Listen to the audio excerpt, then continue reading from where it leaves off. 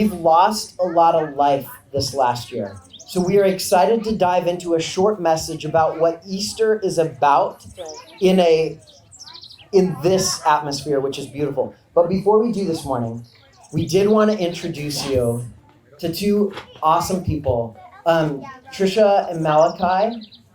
Many of you have not got to meet Trisha and Malachi. So this is Trisha, mother of Malachi. This is Malachi right here. Hey, dude. Here, buddy. You want to see everyone better? Oh, good to see you. Better? And also, this is Sheila Veenstra right over here too. And Sheila is the one that has coordinated with Uncommon Good so much. She's behind the Facebook page, Miracle for Malachi. Trisha is not only mom of Malachi, but an incredible writer, as we just found out too. And she seizes every moment and every place to write beautiful things. And you have had quite the year, Trisha. Yeah. July 3rd of 2020, Malachi had a near drowning incident, full drowning incident, and survived. And that is what brings us to this moment today of continuing to pray and support this family to love on and restore Malachi.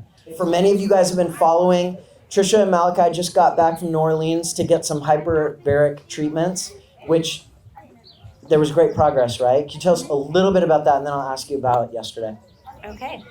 Hi. It seems kind of strange that any of you would want to hear from me, but here I am. So if I keep rambling, just throw tomatoes and I'll stop. So we were in New Orleans for 4 weeks getting hyperbaric oxygen chamber therapy. It is not something that the medical community does a lot of, especially for his injury. But if you talk to any parent that is in the trenches with a kiddo similar to Malachi, they will say the first thing you try is hyperbaric oxygen chamber therapy. So that's what we did, because we have the amazing support of so many friends and strangers, and the resources were there. So we went, and it helped a lot, which was really exciting. And now we have a chamber at home. And as soon as his allergy congestion clears up, we are going to start up again. That's so awesome. Many of you were part of the generous movement to pour into Uncommon Good's family assistance funds, which have not only paid rent and food and utilities for many local families, but have also been part of a movement to raise enough money to get a vehicle that can be adapted for Malachi, for the Bernal family. And yesterday, something super cool happened, Trisha. So we got a van.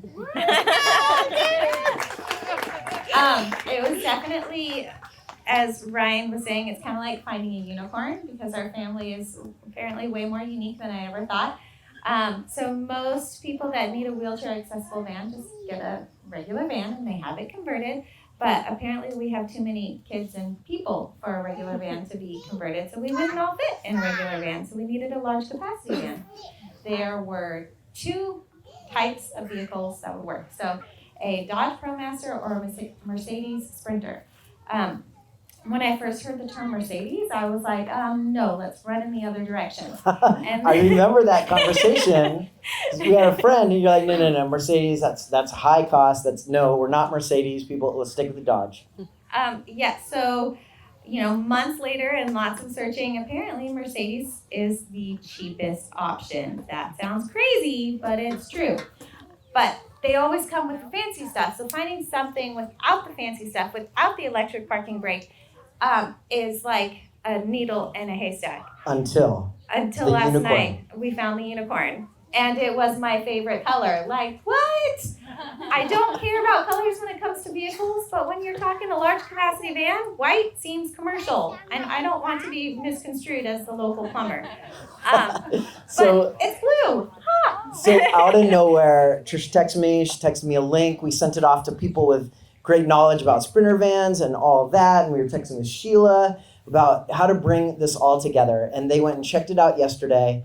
And then we got to talk with the manager and the salesperson, and they heard the story. They knew that so many people, hundreds of people have donated to this cause, and they came home with a van that's right out there as you walk by it. It's right there if you want to take a look. Now, just in a short way too, yesterday was Good Friday, and you just sent us a cool message realizing what is Good Friday about and what God did for you yesterday. And in a short way, could you just share Okay, that? so I'm going to try really, really hard not to ramble.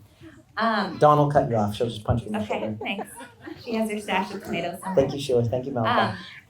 So extravagant love is a really, really strange concept. In our culture, we understand love as, warm fuzzies and all of that fun, nice feeling stuff.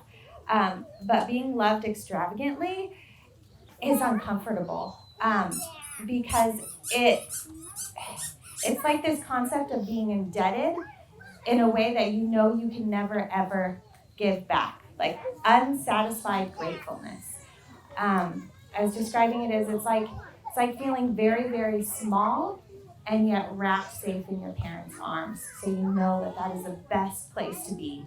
So you don't mind feeling small because you know that you are being protected and loved by someone that is so much bigger, so much stronger, and just cares immensely about you. So I don't think it was any accident that we just happened to find this unicorn on Good Friday, because as I was sitting in the parking lot talking to a friend on a random phone call and just crying about not truly being able to grasp this whole concept. Like we were given a van. Like that doesn't happen. Maybe you see it on TV shows, but in real life, like that doesn't happen. But God made it happen. And it's like this mixture of like I'm in shock, but then at the same time, like being loved so deeply that I can't truly understand it. Almost like it's just too big to understand. Like it's bigger than rocket science, but not in a complex, complicated way. It's actually very, very simple. It's just very, very powerful. And so as I was sitting there, trying not to look like a weirdo sitting in the front of this random dealership, crying my eyes out, it was just this perfect picture of Christ's love for us on the cross. Because we were given a van. That's a material thing. It's huge for us. It means that we can go places now, because in the car seat with his tone, he basically is screaming the whole time, and it gets to the point where it's medically dangerous. So, like, to be able to have him in his wheelchair instead of a car seat, like that's a brick wall that was knocked down, and it demonstrates the power of a gift that I couldn't even ask for. I didn't ask for it. It just happened.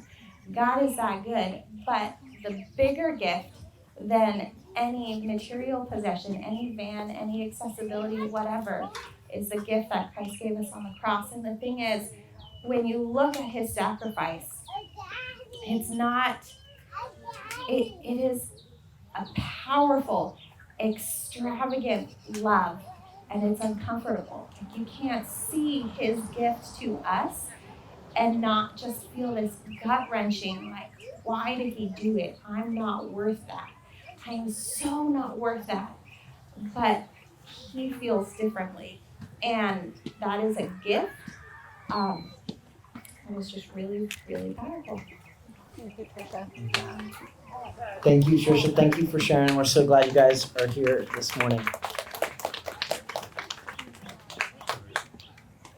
So from Good Friday, where Christ gave his life and died on a cross, that to Easter morning. Now we're a little uncommon. We're doing it on Saturday morning. But we're going to dive into that story in just a second. And we're going to read what happened that Sunday morning. But the thing that happens from Friday to Sunday is this strange idea that life comes out of death. And on the surface, a lot of us might have a hard time understanding that, wrapping our head around it.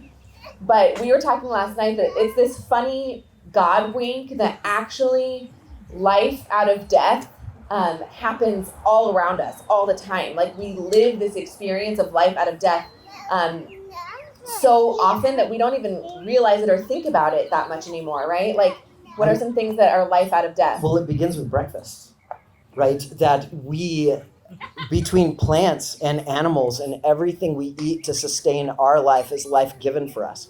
And we see that in nature all the time. We see it not only from what we eat and consume that was once alive, that sustains us and now keeps us alive, but we see it in nature, this constant cycle of life and death and fruits and flowers and seeds dying to give birth to new life that's going to keep the cycle going. Just in nature alone, we see that. That's right. The sun rising the fact that the sun rises after a day that feels like our life was going to end. Right there. Like the fact that we keep breathing after something that feels like a terrible tragedy is this reminder that even like life keeps coming out of the dead places. And that's the story of Easter that we're going to kind of dive into this morning. It is. So we're going to give you the Ryan paraphrase version of Luke chapter 24. There's 4 Gospels in the Bible in the New Testament: Matthew, Mark, Luke, and John, and each one of them have an account of this Resurrection Sunday morning. But it was not pastel colors and happiness and Alleluia songs happening this Sunday morning. Everyone was absolutely distraught that knew and heard and followed Jesus and had been touched by this man who gave his life on the cross. They all thought it was done and over. In fact, it's an interesting thing. Couple of Christ's last words was, "It is finished." And for most people that understood Friday, which would have been last night for the people, right?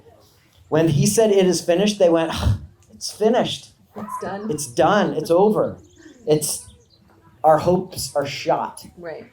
That would have been very easy to understand when Jesus said, "It is finished" from a cross, right? But he had something more in mind. He said, "It is finished." It's actually completed. It's fulfilled. But it was very easy to understand on this first Sunday morning of Easter that it was a dark and fearful and scary time. Because when they heard "it is finished," and they went early in the morning on a Sunday morning, that's how Luke 24 starts. It was early on a Sunday morning, very early. And the women who followed Jesus, Mary and Martha and Joanna, and there's a list of women there, they got up early in the morning with spices because they had one intention. They were going to go and they were going to find the body of Jesus in a tomb and take care of it and respect the body and honor the body. Now, so many of us would have been like all the other guys, not showing up because they thought it was finished, it was done, they had lost hope, and they stayed at home on Sunday morning. Yeah, they were Right? like everything that they had been doing for the last 3 years just went up in smoke, and they're like, "Yeah, nah, I'm not even getting up for this. There's guards, there's a tomb, there's a rock, there's a dead body. Our hope is shot. We misunderstood. Know what we're gonna find in there." Right. But these women, they got up and they went in with their spices. And when they arrived at this tomb on this Sunday morning, they saw that the rock was moved away. And then they quickly saw, when they looked inside, that there was no body. And then it says in Luke 24, about verse 5, it says that 2 figures showed up in these shining robes and said, "Hey, what are you doing? What are you looking for? Why are you looking for the living amongst the dead?" And the women are absolutely stunned. They're in fear. Their heads are down. And they say, "He has risen." And so quickly, they gather themselves. They're astonished. They're confused. And it says they ran to the disciples. They ran to all the guys that are totally bummed and didn't even have the energy to go to the tomb. And they tell John, and they tell Peter, and they tell the whole crew. They're like, "We went to the tomb. Jesus isn't there. He's risen. And these 2 guys showed up, and they told us this, and the guards weren't there." And what did the guys do? It says that they were astonished, and they said, "These women are out of their minds. Yeah. They're confused, and clearly they're not making sense." Yeah. And then one guy, Peter, it says, Peter heard this news, and like the others, they were totally not believing, because dead is dead, right? One of the things we all know is that dead is the end. Right. But Peter goes, he's like, "I got to find it for myself." So him and John run to the tomb. And they look inside, and sure enough, Jesus is not there. And it says that they were astonished and confused, and it leaves the scene of the end of verse 8 saying that Peter was wondering and confused and thinking all about this because basically he had no answers. And that was the beginning of Easter morning, the very first morning. Can we just pause for a second, though? Because, here's the thing. Easter is so Christian. And yes, we're Christians and we come from a Christian tradition, but there is nothing more Christian than Easter. And at Uncommon Good, we recognize that everybody that's here is at different places of their spiritual journey. So somebody might be sitting here going like, I can't wrap my head around this idea of life out of death, of Jesus coming back to life. I like you guys, but seriously, a reasonable mind, a reasonable accepting human life cannot accept this. Can we just put that on the table? And can we just put that on the table that not only is that human, because we all know that when you go to a seminary, not seminary, you might find them there too, but cemetery, what are you going to find? Dead people. Dead people. Like, we know that. That's part of life. You have to know. I know, now you're laughing at the seminary part too. Dead Also, people. I was there. So it was done. We experienced it. Right? So, but here's the thing. So it is with a wink that I'm sure these bright, shining two angelic figures in the tomb were like, why are you looking for the living amongst the dead? And you're like, because that's where you go to find dead things. Right, because honestly, in the women's minds, they were like, we're actually here to look for the dead amongst the dead because that's life. That's what we thought we were going to find. That's real. So anyone who comes to this moment, this Easter story, this resurrection story of Jesus and goes, I don't know, dead is dead. Just know that you are in the Bible. You are actually the central character of this because everyone who encountered this illogical, non-natural, surprising event of life where there was supposed to be death, they were right there with you, even the closest people to Jesus, because these angels were like, hey, by the way, you know when Jesus said that in 3 days he's going to give his life and he's going to rise again and conquer death? And they're like, oh yeah, we recall that. It even says they remembered. They didn't get it. And they did not get the whole story, and they were so close to him. So it's no wonder a couple thousand years later, we all have a place in our hearts where you go, Jesus, I'm having a hard time with this story. You're in good company, because even as professional Christians, there's moments where I go, gosh, that is really hard to believe. But for just a moment, if that's you, or even if you're at a place of belief, think for a moment what it would mean for you, what it would mean for humanity if life came from death. If that were true, if that were possible, that God has sown into his creation, that life comes out of death, what does that mean for us? And what does that mean after a year of so many things dying in your life? Perhaps there are things that have died in our lives, schedules, jobs, relationships, even people that we loved, things that we once knew and we thought they were over. And then Easter comes this very morning for Jesus to look into your heart and say, things come back to life. Yeah. And that's what your soul needs this morning.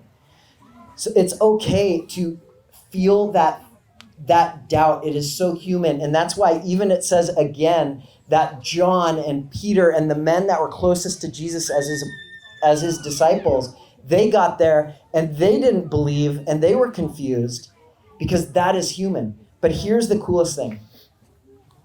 Later, Jesus talks a lot about life, and oftentimes people don't get it all throughout the Gospels. It's kind of a theme. It is such an entertaining read when you look for how people did not understand what Jesus was talking about, and it just made sense later, like this whole resurrection thing. Have you ever tried, here's a random segment, have you ever tried to sell someone something that they already think they have? Okay, for example, like when you walk into Costco and they're trying to sell you satellite TV, and you're like, no thanks. Got it. We've got that. Or you're in Home Depot and they're selling you solar and you're like, or heating and AC. Or I think of like Ken, you trying to sell terrible leaders a leadership package, and they already think that they Are great have it on leaders. lock, right? They're like, no thanks, I don't need that. I'm good to go. Totally. Or, people don't want something they think they already have. And yet Jesus is spending all these 3 years, by the way, all the 3 years where Jesus is speaking to people, they're alive.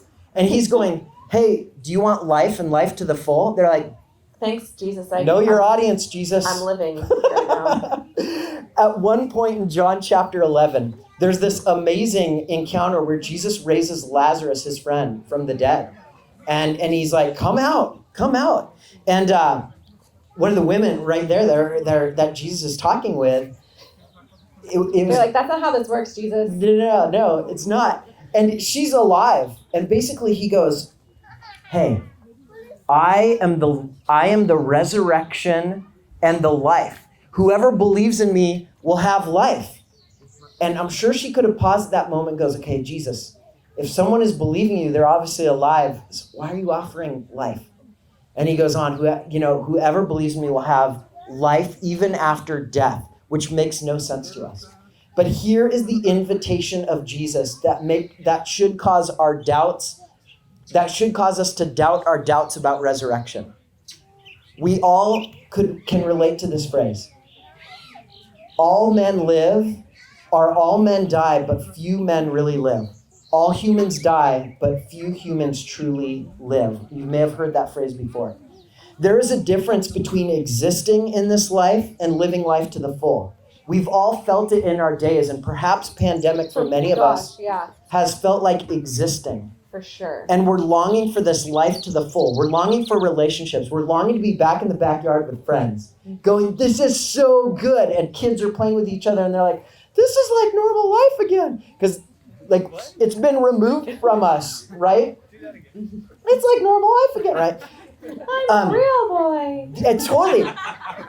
What Jesus was offering, he was trying to sell real life to people that were existing, that thought they were alive, but hadn't truly experienced what a life of faith and hope and love could be about. Mm-hmm. And perhaps this morning, this Easter could be the most deeply profound for any one of us this morning, because we've gone through a year of death, and perhaps now we know the difference between merely existing and living life to the full. And Jesus says that if you believe in me, I will give you life to the full, not merely existence. And that is what we see in this story of Jesus trying to offer someone something they think they have, but they don't because they're living dead. Yeah, I often like to say that we sometimes settle for the gluten-free version of life instead of like the real thing, right? And we're going to upset our gluten-free eaters that feel. We can pretend like gluten-free, like for us with digestive issues, like we have to do it, right? But you eat the gluten-free Trader Joe's, JoJo's, and you're like, but we know they're not as good, right? So oftentimes we go through life like eating these gluten-free Trader Joe's, JoJo's, and really we just want the freaking JoJo, and we didn't even know what we were missing out on. And that's why Easter reminds us to hope. See, there's this crazy stirring of our souls when we think about the possibility that true life and true adventure wait for us out there. Because sometimes, especially, I don't know if you're like me, but coming out of this past year and like we're barely starting to tiptoe out of it, we can start to think that joy and goodness is only, we can only catch glimpses in the rearview mirror, right? Like the best days are behind us, because these days feel like I'm just existing. I feel like I'm just making it through. The best we could do is sit around and talk about the good old days, because all the good is behind us, and that's when it was good. And today, life now, not good. But the story of Easter, the story of life out of death, means that God keeps writing a story that's getting better and better. That what we thought was the end of something is oftentimes only the beginning. And that brings hope. And I am like a crazy freak fanatic about hope. Hope is this ridiculous audacious thing that dares to believe that goodness is still possible, right? Like, no matter what dumpster heap of a year we find ourselves clawing our way out of, no matter what has happened, no matter what we lost, hope says the story's not over. Hope says there's goodness still for you. And that is the hope. That's what Easter tells us. The story is not over. And that makes me excited. So Jesus said this not to a believing audience. Right. Jesus said this to people that struggled with the total illogical step that he had just lived out of life after death, to give us one message: that what Jesus offers on Easter, no matter where we're at on our faith, is a story that says, I want to give you life beyond mere existence. Mm-hmm. I want to give you life to the full. I want to give you, because of your faith in me, a life that goes beyond just getting through a year, but a life that looks forward to new things blooming in our lives, even after tragedy. Yeah. And it's that place that we get to step into, like physically step into right now. And that's why we want to encourage you all. This Easter, we could experience what Jesus is talking about in maybe the realest way we ever have, because we have experienced so much loss, because we have muddled through the past year. We can start to step into this hope that life is possible, that goodness is available, that the story isn't over for us, for our dreams, for our families, for wherever we experience death. Easter says, even here, even out of this thing, life can spring. Life can come, even from this dead place, even from this stuck place. Life is available.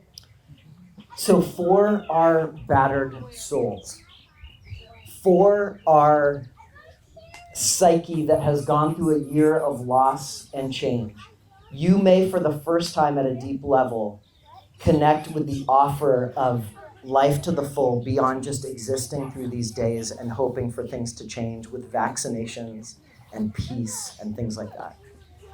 The offer of Easter is a place where you get to decide in your mind to go, Jesus, I'm intrigued. I want full life beyond just existing in my days. And if that is what you're offering, Jesus, I'm down to drink that water. I am down to drink that water. If you are at that point, I would love, we're going to just close this in prayer, just for you, for our days, for our Easter, for our families, to say, Jesus, I'm interested in this life to the full. I want to open my heart to that because I'm sick of just existing. I want to have a life that doesn't look back to the good old days. I want to have a life to say, these are the good days. This is the good old days. And I'm going to make today the day that I want to live, and the day that I can live and love others and love the people around me, a day of hope and faith and love. And so I'm going to close this. And can I offer one more position? Oh, please. Maybe you're like, that sounds nice, but I don't know. Great. Live into that space. Right. Doubt your doubts. Question your questions and seek that. Be at a space that says, that sounds really good. And God, if that's true, okay, I'm gonna just lean in a little bit, right? All of those positions are powerful and valid and important this morning. Jesus was surrounded more by doubters and skeptics than people raising their hands in the air screaming hallelujah with a faith of total assurance, because they were confused and didn't get him most of the time, and yet he kept offering this attractive life. So I'll start it and close. Okay.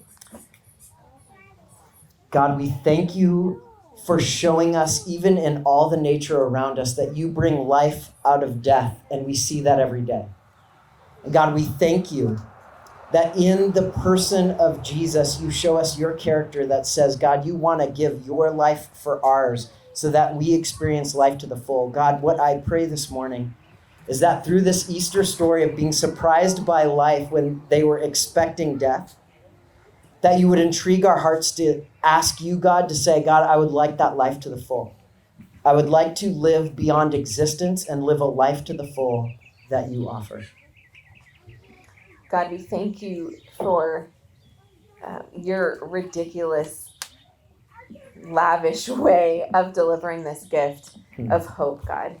We thank you that you are the God of kind of unimaginable things. You did something unimaginable. The first people you told were unbelievable. And God, that tradition of speaking truth and goodness and life into a place of disbelief is something that we lean into this morning. So we just thank you that you continue to bring the sun up, no matter what it is that we believe. God, we thank you that you continue to bring life out of our dead places, no matter what it is that we believe. God, that our faith is not, your action is not reliant upon our faith. God, you continue to be God no matter where we are, and you keep pursuing us no matter where we are. So we thank you for your truth this morning. We thank you for your hope. We thank you for your goodness and your sunshine. In your name we pray. Amen.